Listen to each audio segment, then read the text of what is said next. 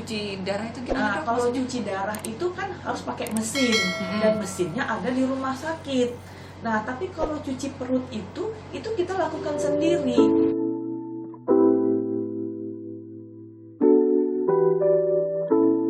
Ada pertanyaan tadi dokter melalui WhatsApp di sini.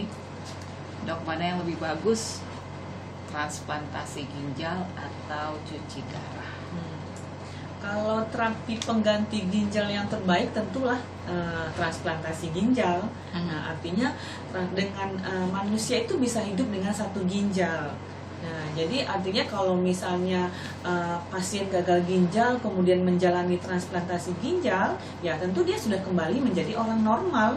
Artinya tidak perlu datang ke rumah sakit 2-3 kali seminggu untuk cuci darah. Nah, tidak perlu terlalu berpantang seperti pasien cuci darah yang harus nggak boleh makan buah, nggak boleh makan sayur, dikurangi minum misalnya. Artinya dia sudah kembali menjadi orang normal. Nah, cuman yang kesulitan untuk transplantasi ini mencari pendonornya.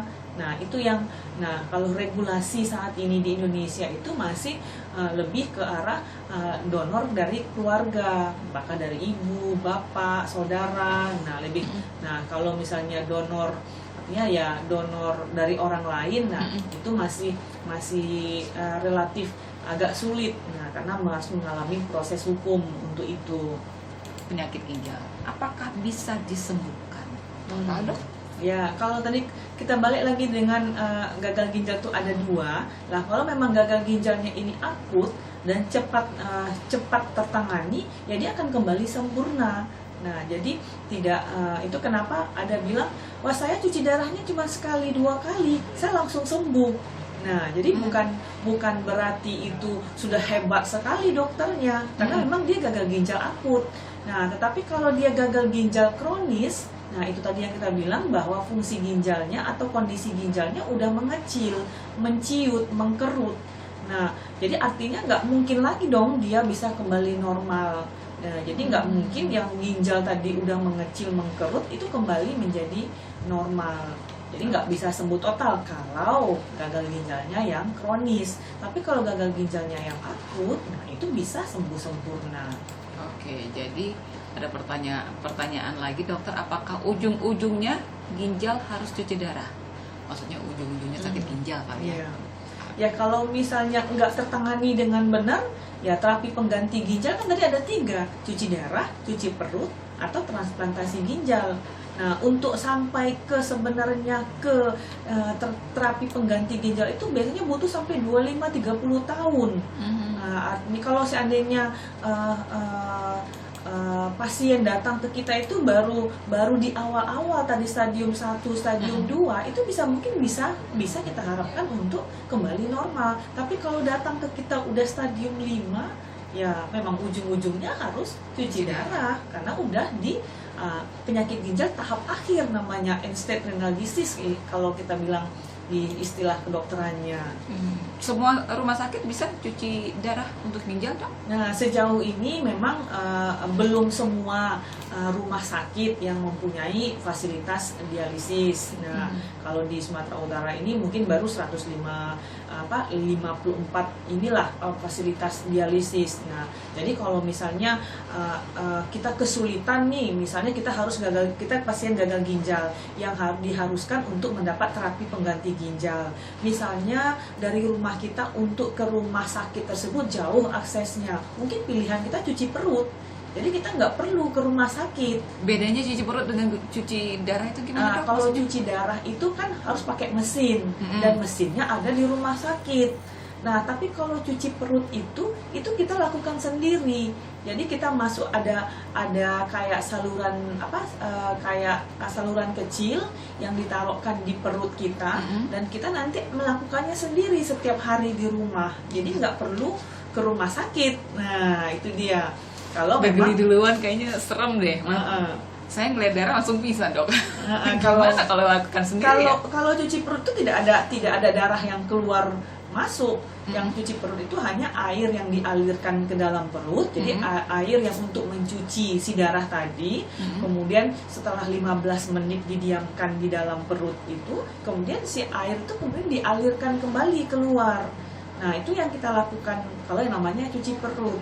Nah, Bisa lakukan sendiri? Iya, memang harus dilakukan sendiri oleh pasien. Peralatannya seperti apa, Dok? Seperti suntik atau bagaimana? Nggak ada peralatan khusus. Jadi itu nanti keuntungannya itu cairan-cairannya itu akan diperoleh oleh pasien itu tiap bulan. Jadi ada memang orang-orang yang akan mengantarkan cairan-cairan tersebut ke rumah pasien tiap bulan. Jadi paling pasien itu datang ke kita mungkin apakah per 3 bulan atau per 6 bulan hanya untuk memastikan bahwa proses yang dilakukannya itu benar.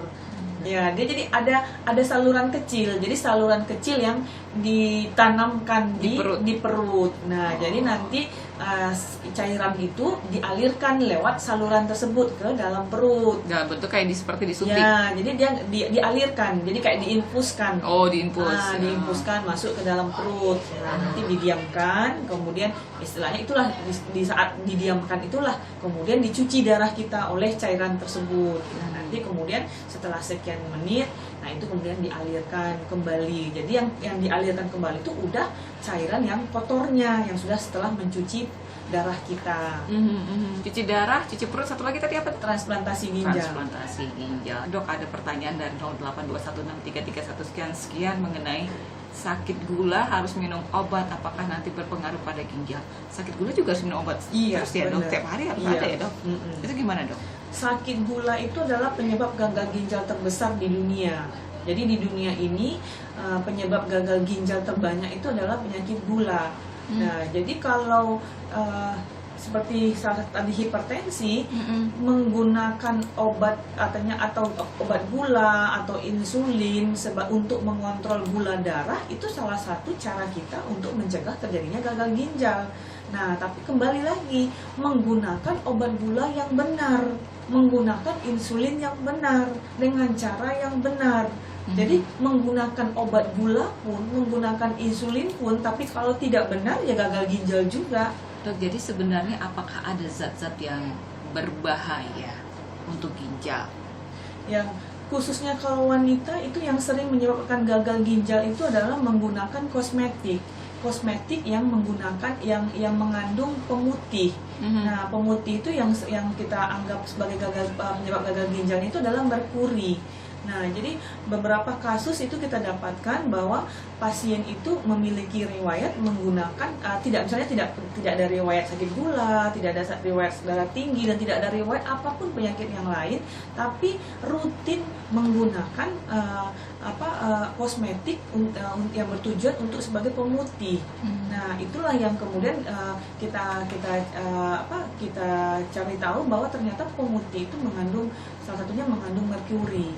Nah, jadi untuk kaula muda nih kan yang kepingin glowing nih ceritanya nih kan. Nah, yang punya glowing tuh harus hati-hati. Yang membuatkan glowing menjadi putih itu apakah mengandung zat pemutih yang mengandung merkuri ataukah memang yang pemutih yang wajar diberikan oleh dokter kulit. Nah, ini yang harus juga diwaspadai. Hati-hati menggunakan pemutih. Ya, kalau pemutihnya artinya vitamin-vitamin yang memang diresepkan oleh dokter mungkin relatif lebih aman. Tetapi kalau dibeli bebas yang ternyata mengandung merkuri, ini juga bisa menyebabkan gagal ginjal. Tapi Dok, itu kan di kulit, ginjal itu di dalam, di belakang. Hubungannya kemana ya, Dok? Nah, itu dia seperti kita bilang tadi, dia mendapar, artinya menumpuk. Jadi ketika dia menempel, nah itu kan dibawa ke sirkulasi darah. Nah, jadi itu yang kemudian menempel lah di ginjal. Nah, jadi dia bisa menyebabkan itu atau bisa menyebabkan tadi seperti saya bilang tadi yang kayak autoimun tadi, lupus ya, gitu lupus tadi. Jadi dia menempel, kemudian oleh tubuh dianggap itu sebagai racun, kemudian diikat oleh antibodinya badan. Nah, antigen antibodi yang tadi yang diikat oleh antibodi kita itu dibawanya ke ginjal, karena kan ginjal yang mencuci darah kita. Nah, dia nempel lagi di ginjal. Nah, itu bisa menyebabkan juga penyakit autoimun. Nah, jadi kalau misalnya saudara-saudara sudah didiagnosis untuk gagal ginjal, nah yang bisa kita lakukan itu adalah kontrol tekanan darah, kontrol gula darah, kontrol penyebab-penyebab yang menyebabkan pasien itu mengalami gagal ginjal. Nah, kalau ini dikontrol dengan baik, tanpa menggunakan obat-obatan yang kan seringkali nih katanya ini bagus untuk ginjal, katanya ini bagus untuk ginjal. Nah, kemudian dikonsumsi. Nah, itu sebaiknya dihindari. Jadi kontrol penyakit penyebab, kontrol penyakit penyerta. Jangan mengkonsumsi obat-obatan atau makanan-makanan yang memperberat kerja ginjal. Mudah-mudahan sisa dari fungsi ginjal yang ada masih bisa kita pertahankan. Jadi artinya cuci darahnya masih bisa kita ulur-ulur. Oke, itu untuk yang sudah menderita sakit ginjal. Ini sekaligus menutup kebersamaan kita, yang menjadi highlight himbauan yang perlu kita perhatikan ini dok, dari dokter, supaya kita lebih aware dengan kesehatan ginjal kita. Jadi untuk kita semua yang saat ini masih merasa sehat, tidak punya keluhan apapun untuk ginjal, bukan berarti kita betul-betul sehat. Nah, tidak ada salahnya datanglah kontrol ke dokter atau lakukan pemeriksaan medical check up, minimal cek urin kita, cek kencing kita. Kalau kencing kita normal, tidak ada masalah, secara umum kita nyatakan bahwa kondisi ginjal kita sehat. Nah, tetapi kalau nanti dari pemeriksaan kencing ditemukan ada gangguan, maka mungkin sebaiknya lakukanlah pemeriksaan lanjutan dengan pemeriksaan fungsi ginjal. Nah, itu kalau memang tidak ada keluhan apapun. Tetapi kalau memang misalnya ada faktor resiko tadi seperti yang kita bilang tadi, ya juga sebaiknya segera fokuslah untuk mencegah, sehingga jangan faktor resiko itu kelak menjadi penyakit bagi kita. Oke, jadi seperti itu. Terima kasih dokter. Enak banget hari ini penjelasan dari dokter Riri. Kita ketemu lagi lain waktu ya dok. Terima kasih banyak sahabat Sonora. Terima kasih, kita sudah ngobrol dengan Dr. Riri Andrin Muzasti dari Pernefri. Terima kasih juga udah Pernefri yang sudah mendukung, mau berbagi edukasi mengenai kesehatan ginjal. Saya Rini Aprianti pamit. Kita ketemu lain waktu dan kesempatan. Bye bye.